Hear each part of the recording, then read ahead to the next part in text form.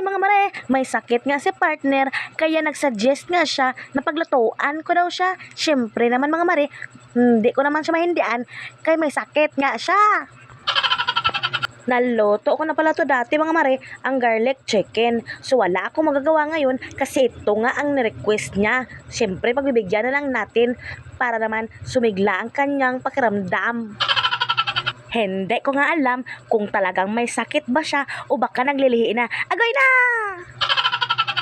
Tinatanong ko naman si partner kung bakit pinaluto niya ulit tong garlic chicken sa akin. Sabi niya kasi masarap daw.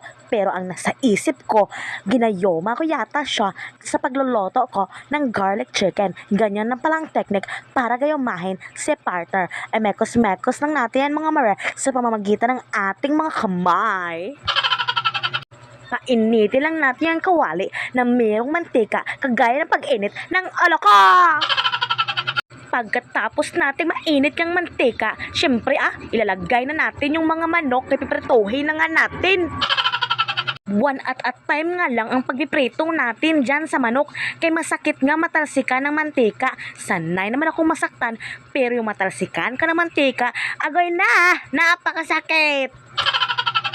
Naghiwa lang pala ako dito ng maraming bawang. Iwan ko na lang talaga kung makalapit pang aswang. Marami nga kaming kanin na natira, kaya sasangagin natin yan para hindi naman masayang ang mga kanin kay mahal ang kilo ng bigas.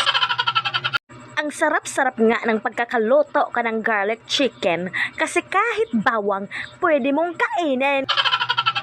Hindi ko na pala hinugasan yung kawali na pinagprituhan ko ng garlic chicken, kaya dyan na rin pala ako magsasangag ng kanin.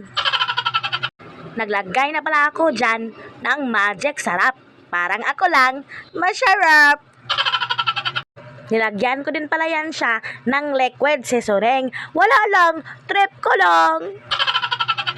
Please don't forget to subscribe and click the notification bell para mas updated ka sa aking mga videos. Pakiusap naman po.